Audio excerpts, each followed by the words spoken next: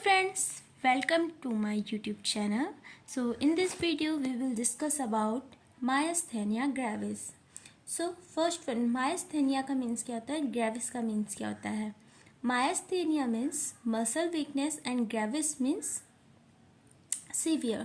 तो इस कंडीशन में क्या होता है, हमारा सीवियरली मसल वीकनेस देखने को मिलती है. और कौन सी मसल वीक होती है, जो हमारी वॉलेंट्री मसल्स हैं, जो जिसको हम काम करवाते हैं, जो हमारे कंट्रोल में होती है, उनमें क्या होती है, वीकनेस एंड एक्सट्रीम एबनॉर्मल फैटिकनेस देखने को मिलती है. ओके, सो नेक्स्ट स्लाइड में मूव करते हैं. सो मायस्थेनिया ग्रेविस, यहाँ पे तो पहली बात एन आएगा. Myasthenia gravis, myasthenia gravis is an autoimmune disorder. Autoimmune का मीन्स क्या होता है, जो हमारी इम्यूनिटी है. जैसे हमारा बाहर से क्या होता है, कोई एंटीजन एंटर करता है तो हमारे अंदर की जो इम्यूनिटी होती है वो क्या करती है, एंटीजन के खिलाफ एंटीबॉडी का फॉर्मेशन करती है, राइट.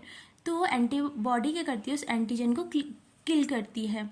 किल करने के बाद वो क्या करती है, जैसे उस एंटीजन की एक पिक्चर क्लिक कर लेगी और हमारी बॉडी में जो भी उस एंटीजन की तरह दिखता है वो उनको क्या करती है, किल करती है. ओके, सो ऑटोइम्यून डिसीज में क्या होता है, इस वाली मायस्थेनिया ग्रेविस में क्या हो रहा है कि जो हमारी एंटीबॉडी है वो ACH एसिटाइलकोलाइन को क्या है, उसमें वर्क कर रही है, इसलिए इसको क्या बोल रहे हैं, ऑटोइम्यून डिसऑर्डर कर रही है. अब ये ACH पे वर्क तो कर रही है, लेकिन कहाँ पे कर रही है, अफेक्टिंग द न्यूरोमस्कुलर जंक्शन. ये न्यूरोमस्कुलर जंक्शन में अफेक्ट कर रही है. अभी मैं आपको आगे वाली स्लाइड में बताऊंगी कैसे कैसे हो रहा है.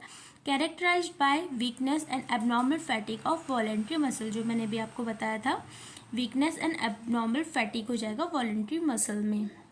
It is a defect of transmission of nerve impulse at the neuromuscular junction. तो न्यूरोमस्कुलर जंक्शन क्या होता है, न्यूरोमस्कुलर मतलब न्यूरॉन एंड मसल के बीच में जो जंक्शन बन रहा है ना, ये जो जंक्शन बन रहा है इसको हम बोलेंगे न्यूरोमस्कुलर जंक्शन, राइट. सो होता क्या है इसमें, जो हमारी जैसे ये क्या है, नर्व है, राइट, नर्व एंडिंग है. तो यहाँ से क्या होंगे, हमारे मसल को मूवमेंट करवाने के लिए यहाँ से क्या होगी, इम्पल्स हमारी मसल्स में आएगी. इसको हम कह रहे हैं न्यूरॉन एंडिंग. ये हो गया हमारा मसल फाइबर. जो हमारी न्यूरॉन एंडिंग होती है, इसमें क्या होते हैं, वेसिकल्स प्रेजेंट रहते हैं. इस वेसिकल के अंदर ही क्या है, हमारे न्यूरोट्रांसमीटर रहते हैं, जो कि क्या है, एसिटाइलकोलाइन है. ओके, तो जब हमारा क्या आता है, ब्रेन से इम्पल्स मिलते हैं कि मतलब किसी मसल फाइबर को काम करना है, तो ये क्या होते हैं, हमारे जो वेसिकल्स होते हैं वो रप्चर हो जाते हैं. रप्चर होने के बाद क्या होते हैं, उनसे एसिटाइलकोलाइन बाहर आते हैं. अब एसिटाइलकोलाइन और इनके बीच में जो ये जंक्शन है ना, इसको हम साइनेप्टिक क्लेफ्ट बोल रहे हैं. तो इसमें हमारा क्या होता है, कोलिनेस्ट्रेज एक एंजाइम है, वो पाया जाता है, कोलिनेस्ट्रेज, या फिर उसको हम क्या बोलते हैं, एसिटाइल कोलिनेस्ट्रेज. ओके, इसका काम क्या होता है, ये हमारे जो ACH यहाँ से निकल रहे हैं इनको क्या करता है, किल करता है या फिर बाइंड करता है. क्यों, क्योंकि हमारी जो एसिटाइल कोलाइन है, इसका वर्क क्या है, ये क्या करती है, हमारे मसल्स को कॉन्ट्रैक्ट करने का काम करती है. जब ज़्यादा अमाउंट में एसिटाइल कोलाइन हमारे मसल फाइबर को मिलेगा तो हमारी क्या मसल्स जो है रेगुलरली कॉन्ट्रैक्ट करेगी. तो ये तो गलत बात है. इसलिए क्या होता है, हमारे उसमें कोलिनेस्ट्रेज एंजाइम होता है, ये क्या करती है, ACH को बाइंड करती है, किल करती है, और हमारा जो है नॉर्मल फंक्शनिंग होता है मसल्स में. ओके, ये नॉर्मल है. उसके बाद जब कुछ को तो किल कर देता है, कुछ जो हमारे एसिटाइलकोलाइन होते हैं वो अपने निकोटिनिक रिसेप्टर या फिर एसिटाइलकोलाइन रिसेप्टर में क्या होते हैं, बाइंड हो जाते हैं, और हमारी क्या होती है, मसल कॉन्ट्रैक्ट होती है. ये हमारा क्या होता है, नॉर्मल फंक्शन हो गया. ओके, उसके बाद देखने को क्या मिलता है मायस्थेनिया ग्रेविस में. मायस्थेनिया ग्रेविस में क्या होता है, जो हमारी एक एंटीबॉडी है, फॉर एग्जांपल ये है हमारी एंटीबॉडी, ये इसके क्या आ रही है, रिसेप्टर में बैठ गई. ओके, अब जब ये रिसेप्टर में बैठ गई है तो ये क्या कर रही है, हमारे मसल फाइबर में जो निकोटिनिक रिसेप्टर्स हैं इनको ब्लॉक कर दिया इसने, अब क्या होगा, हमारा एसिटाइल कोलाइन जो है मसल फाइबर में बाइंड ही नहीं हो रहा है, तो हमारी क्या होगा, मसल कॉन्ट्रैक्ट नहीं होगी। मसल कॉन्ट्रैक्ट नहीं होगी तो क्या होगा, मसल में वीकनेस देखने को मिलेगी। ओके, तो इस तरीके से ये क्या होता है, इसकी फंक्शन होता है। इस तरीके से ये हमारी ऑटोइम्यून डिजीज बन चुकी है, राइट। उसके बाद हम नेक्स्ट स्लाइड में जाते हैं, इटियोलॉजी। किस किस वजह से हमारी क्या हो रहा है, माइस्थेनिया ग्रेविस हो रहा है। First one, antibodies destroy the acetyl कोलाइन receptor, जो मैंने अभी आपको बताया था एसिटाइल कोलाइन रिसेप्टर में वर्क कर रही है एट न्यूरोमस्कुलर जंक्शन, वो भी मैंने आपको बता दिया। वैसे रियल में अगर कोई देखा जाए तो हमारा क्या होता है, पॉजिटिव फैक्टर क्या होता है, अननोन होता है। ओके, उसके बाद हमारा आता है इनसफिशिएंट सिक्रीशन ऑफ एसिटाइल कोलाइन, या फिर हम कह सकते हैं हमारे मसल फाइबर में इनसफिशिएंट अगर एसिटाइल कोलाइन है, उस वजह से हमारा क्या है, माइस्थेनिया ग्रेविस हो रहा है। एक्सेसिव सिक्रीशन ऑफ कोलिनेस्टेरेज, क्योंकि जैसे हमारा कोलिनेस्टेरेज इंक्रीज होगा तो ऑफकोर्स वो ज़्यादा ACH को किल कर देगा और हमारा मसल फाइबर में ACH की हो जाएगा, डिक्रीज हो जाएगा और मसल कॉन्ट्रैक्ट नहीं होगी, इसलिए मसल वीकनेस देखने को मिलेगी। जो हमारे 15% जो माइस्थेनिया ग्रेविस के जैसे पेशेंट होते हैं, तो उनमें स्टडीज़ की गई तो उनमें 15% में क्या हुआ, थायमस ट्यूमर देखा गया। थायमस ट्यूमर, थायमस क्या, उसके वजह से क्या होता है, क्योंकि ये क्या करती है, हमारी कोलिनेस्टेरेज को सिक्रीट कर रही है। तो इन पेशेंट में क्या होगा, कोलिनेस्टेरेज हार्मोन जो है वो इंक्रीज रहेगा, तो ऑफकोर्स ACH की जगह डिक्रीज हो जाएगा एंड अगेन क्या होगा, हमारा मसल वीकनेस देखने को मिलेगी। ओके, सो नेक्स्ट स्लाइड में मूव करते हैं। इसमें क्या क्या क्लिनिकल मैनिफेस्टेशन देखने को मिलते हैं, क्या क्या साइन एंड सिम्टम हम पेशेंट में देखेंगे। तो इसका फर्स्ट वन जो सिम्टम है वो है टोसिस।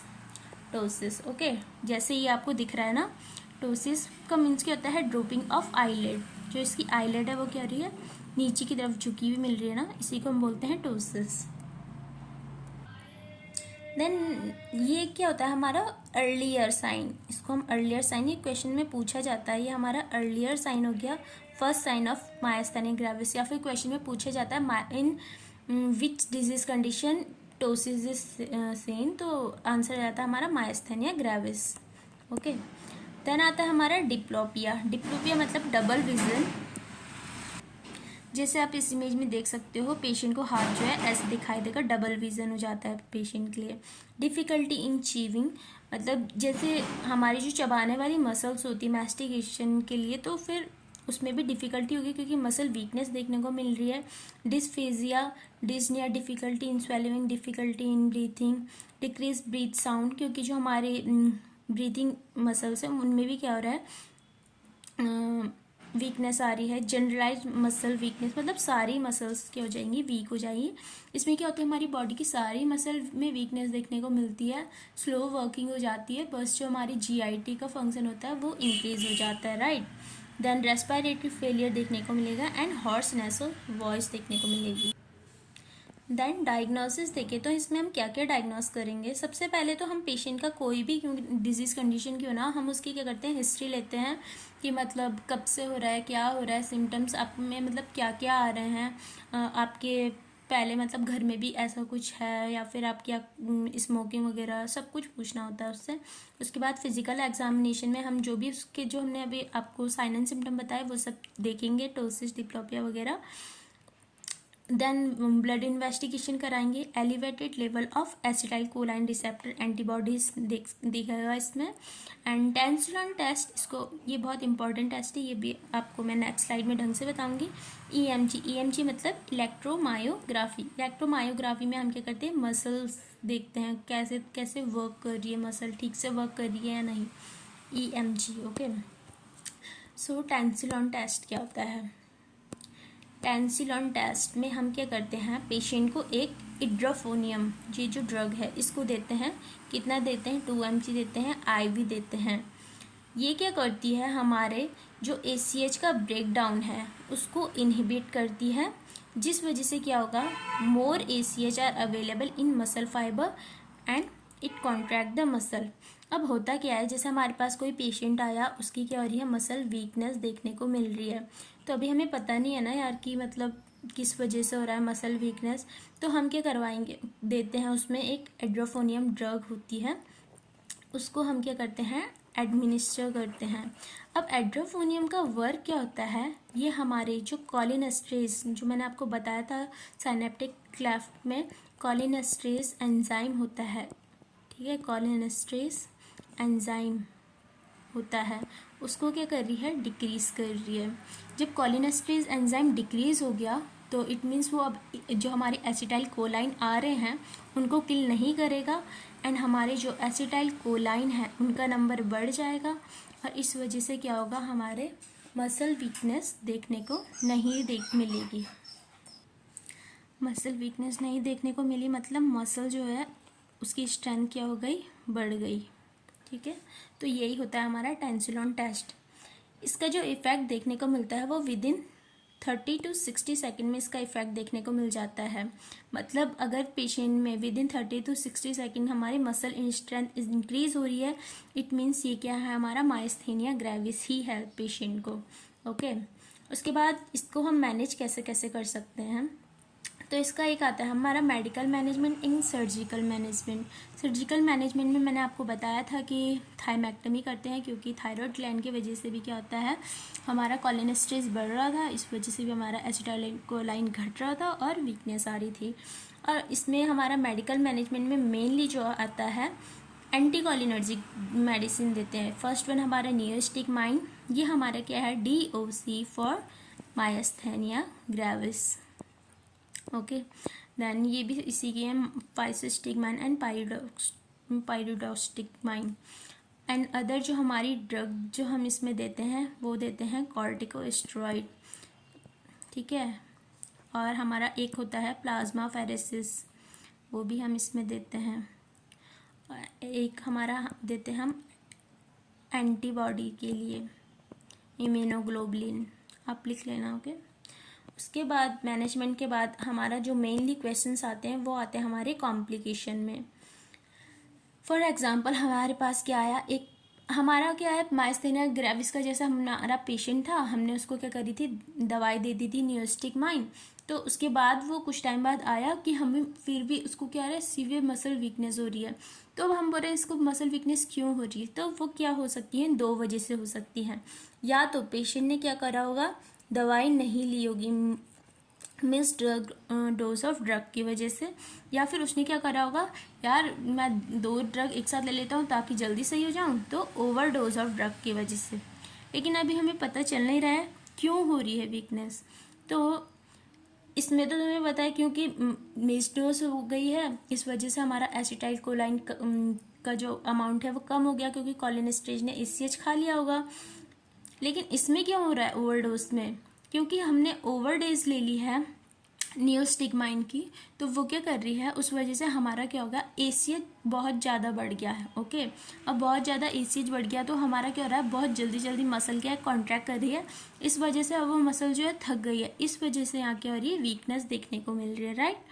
तो इसमें भी हम क्या करते हैं, पेशेंट को नियोस्टिकमाइन ही देते हैं, सॉरी एड्रोफोनियम जो हमने ड्रग पढ़ी थी वो हम क्या कर रहे हैं, पेशेंट को दे रहे हैं एड्रोफोनियम ड्रग। अब एड्रोफोनियम ड्रग, नेक्स्ट स्लाइड में जाती हूँ मैं, जैसे हमने क्या दी पेशेंट को, एड्रोफोनियम ड्रग दी। ओके, एड्रोफोनियम ड्रग से क्या होगा, या तो पेशेंट की जो है मसल स्ट्रेंथ इंक्रीज होगी। ओके, मसल स्ट्रेंथ इंक्रीज हो रही है, या फिर क्या हो रही है, और भी ज़्यादा सीवियरली डिक्रीज हो गई, ठीक है। अगर मसल स्ट्रेंथ इंक्रीज हो रही है, इट मीन्स उसको क्या है, माइस्थेनिया ग्रेविस है, माइस्थेनिया क्राइसिस था उस पेशेंट को। क्यों, क्योंकि जब उसने मिस डोज करी थी, मतलब उसने डोज नहीं ली थी, तो अब हमने जब उसको डोज दे दी है तो उसका क्या हो रहा है, मसल स्ट्रेंथ ठीक हो गया, ठीक हो गया, तो इस वजह से क्या हो रहा है, इट मीन्स उसको माइस्थेनिया क्राइसिस है।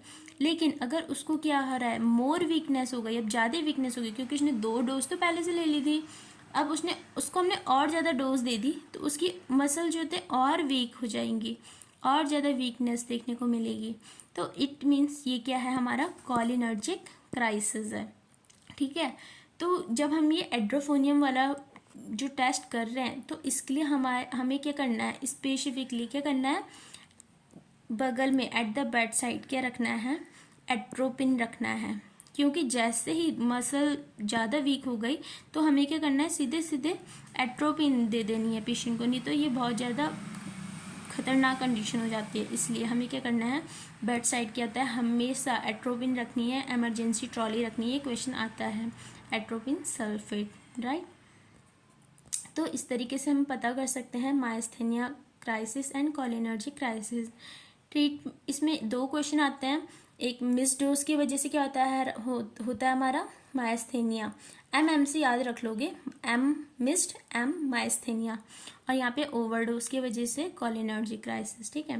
ट्रीटमेंट में हम क्या देंगे, इसको एंटी कोलिनर्जिक ड्रग मेडिसिन दे रहे हैं, इसमें हम एंटी कोलिनर्जिक ड्रग जो हमारी एट्रोपिन है वो एडमिनिस्टर कर रहे हैं। ओके, सो ये थी आज की video. So like share and subscribe to my channel if you like this video. Thank you so much.